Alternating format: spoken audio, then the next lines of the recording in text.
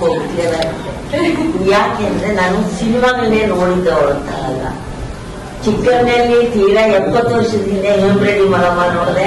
ಆಮೇಲೆ ಸ್ವಲ್ಪ ಹೈಸ್ಕೂಲ್ ದಿನಗಳಲ್ಲಿ ಶಾಂತಾರಾಮ್ ಅಂತ ಅವರು ಪ್ರಖ್ಯಾತ ನಿರ್ದೇಶಕರಾಗಿದ್ರು. ಅವ್ರು ಅಮರ ಭೂಪಾಲಿ ಈಗ ಏನೋ ಒಂದೆರಡು ನೋಡಿ ಹೋಗ್ತವ್ರು ನಾನು. ಹಾಗಾಗಿ ನಾನು ಏನು ಈ ಸಿನಿಮಾ ಇದ್ರ ಬಗ್ಗೆ ಇಲ್ಲಿ ಏನು ತೇಜಸ್ವಿ ಕುಂದು ಎಲ್ಲರೂ ಹೇಳೇ ಬಿಟ್ಟಿದ್ದಾರೆ ಇವರು ಆಕ್ಚುಲ್ ಆಗಿ. ಆದ್ರೆ ತೇಜಸ್ವಿ ಬಗ್ಗೆ ನಾನು ಮಾತು ಹೇಳ್ಬೇಕಾದ್ರೆ ಅವರು ಚಿಕ್ಕಂದಿನ ಅದು ಮೈಸೂರಿನಲ್ಲಿ ಇದ್ದ ವಿದ್ಯಾಭ್ಯಾಸ ಸಮಯದಲ್ಲಿ ಗಣೇಶ ಥಿಯೇಟರ್ ಅಂತಿತ್ತು, ಗಾಯತ್ರಿ. ಅಲ್ಲಿ ಪ್ರತಿಯೊಂದು ಸಿನಿಮಾನು ಇವರು ಪ್ರತಿಯೊಂದು ಬದಲಾವಣೆಯನ್ನು ನೋಡ್ತಾ ಇರ್ತಿದ್ರು. ಅದೊಂದು ಮನರಂಜನೆಗಾಗಿ ನೋಡ್ತಾ ಇರ್ತಿದ್ದಲ್ಲ ತೇಜಸ್ವಿ. ಅವ್ರು ಎಷ್ಟು ಸೂಕ್ಷ್ಮವಾಗಿ ಪ್ರತಿಯೊಂದು ವಿಷಯನೂ ತುಂಬಾ ಕೂಲಂಕುಷವಾಗಿ ಗಮನಿಸ್ತಾ ಇದ್ರು. ಅವರು ಕೇಳಿದಕ್ಕೆ ಮಲೆನಾಡಿನ ಅಂಶ ಎಷ್ಟು ಮಟ್ಟಿಗೆ ತಂದಿದ್ದೀರಿ, ಯಾಕೆಂದ್ರೆ ತೇಜಸ್ವಿ ಅವರು ಬರೆದಿದ್ದು ಮಲೆನಾಡಿನಲ್ಲಿ ಕೂತ್ಕೊಂಡು ಅಂತ ಅಲ್ವಾ. ನಿಮ್ದು ಪಾಯಿಂಟ್ ಅದೇ ತಾನೇ ಇದ್ದಿದ್ದು ತಿರುಗುನಗೆ ಹೇಳಿ. ಅದಕ್ಕೆ ಇಲ್ಲಿ ನಾನು ಬರ್ದಿರೋದು ಒಂದೆರಡದ್ದು ಓದ್ಬಿಡ್ತೀನಿ, ನೀವು ಅದು ಗ್ರಹಿಸ್ಕೊಳ್ಳಿ ಆಯ್ತಾ.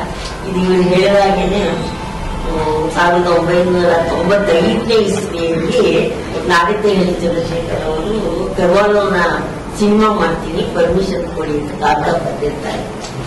ಅದಕ್ಕೆ ಇವ್ರಿಗೆ ಏನ್ ಹೇಳ್ತಾರೆ ಅಂದ್ರೆ, ಓದೇ ಬಿಡ್ತೀನಿ ನಾನು. ಚಿತ್ರಕಥೆ ತಯಾರು ಮಾಡಿದ್ದ ಮೂಲ ಕಥೆಗೆ ಅನಾವಶ್ಯಕವಾಗಿ ಜೋತು ಬೀಳಬೇಡಿ. ಕಥೆಯ ಮೂಲ ಸತ್ವವನ್ನು ಸಮರ್ಥವಾಗಿ ತರಲು ಎಷ್ಟೋ ಸಾರಿ ತುಂಬಾ ಬದಲಾವಣೆಗಳನ್ನು ಮಾಡಬೇಕಾಗುತ್ತದೆ ಎಂದು ನಾನು ಬಲ್ಲೆ. ನಾನು ಏನೆನ್ನಬಹುದೋ ಎಂದು ಹೆದರುವ ಅಗತ್ಯ ಇಲ್ಲ. ಅವರನ್ನು ನೀವು ನನ್ನನ್ನು ಚರ್ಚಿಸಿ ಅನುಮತಿ ಪಡೆದು ಚಿತ್ರೀಕರಣ ಇಳಿದರೆ ಸಾಕು ಅಂತ ಅವರು ಬರೆದಿದ್ದ 1995. ಮತ್ತೆ ಇನ್ನೂ ಒಂದು ಪಾಯಿಂಟ್ ಹೇಳ್ತಾರೆ, ನೀವು ಲಾಭ ಮಾಡಿ ದುಡ್ಡು ಹಾಕಿದವ್ರಿಗೂ 3 ಕಾಸು ಸಿಕ್ಕುವಂತೆ ಚಿತ್ರ ಮಾಡುವಂತಿದ್ದರೆ ಮಾಡಿ. ಮಣಿರತ್ನಂ ಅಂತಹ ನಿರ್ದೇಶಕರಿಂದ ನೀವು ಕಲಿಬೇಕಾದ ಬಹಳ ಇದೆ ಅಂತ ಹೇಳ್ತಾರೆ. ಮತ್ತು ಮುಂದುವರೆದ ಕಲಾತ್ಮಕತೆ ಮತ್ತು ಬಾಕ್ಸ್ ಆಫೀಸ್ ಎರಡಕ್ಕೂ ಒಗ್ಗುವ ಚಿತ್ರ ಮಾಡುವಷ್ಟು ಯೋಗ್ಯತೆ ನಮ್ಮ ತರುಣರಿಗೆ ಬರಬೇಕು. ಸಿನಿಮಾದಲ್ಲಿ ಕೆಟ್ಟ ಸಿನಿಮಾ, ಒಳ್ಳೆ ಸಿನಿಮಾ ಎರಡೇ ಇರೋದು ಅಂತ ನನ್ನ ಅಭಿಪ್ರಾಯದಲ್ಲಿ ಅಂತ ಅವರು ಹೇಳ್ತಾ ಇರ್ತಿದ್ರು ಯಾವಾಗ. ಅವ್ರಿಗೆ ಈಗೆಲ್ಲ ನನಗೆ ಪಾಯಿಂಟ್ಸ್ ಓದಿದ್ದೀನಲ್ಲ, ಈ ದೃಷ್ಟಿಯೆಲ್ಲ ಇಟ್ಕೊಂಡು ಅವರು ಆಂತರಿಕ ಹೇಳ್ತಾರೆ.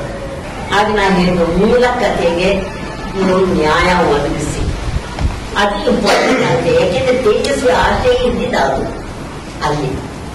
ಹಾಗಾಗಿ ನಿಮ್ಮ ಅದೆಲ್ಲ ನಿಮಗ್ ಬಿಟ್ಟಿಲ್ಲಪ್ಪ ಅಂತ ನಾನು ಹೇಳಿದ ಮಾತು.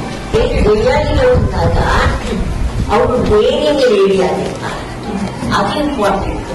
ಸಾಮಾನ್ಯವಾಗಿ ಅದು ಯಾವ ರೀತಿಯಾಗಿ ಉದ್ಯೋಗಿಸಲ್ಪಡುತ್ತೆ ಅನ್ನೋ ತರದ ರೀತಿಯಲ್ಲಿ ಇಲ್ಲಿ ತೇಜಸ್ವಿ ಅವ್ರು ಎಷ್ಟು ಡೇರಿಂಗ್ ಆಗಿತ್ತು. ಒಂದು ಸಮಾಜನೇ ಬದಲಾವಣೆ ಮಾಡಬಹುದಾದಂತ ಡೇರಿಂಗ್ ವುಮನ್ ಆಗಿತ್ತು. ಅದು ಐಡಿಯಲ್ ಮುಖ್ಯ, ಅದು ಬಹಳ ಮುಖ್ಯ. ನನಗೆ ಇವ್ರಿಗೆ ಎಲ್ಲರೂ ಬದಲಾವಣೆ ಸ್ವಲ್ಪ ಬದಲಾವಣೆ ಅಂತ ಹೇಳಿದ್ದಾರೆ. ನನಗೆ ಇದು ಕಥೆಗೆ ನ್ಯಾಯ ಒದಗಿಸಿದ್ರು ಸರಿ.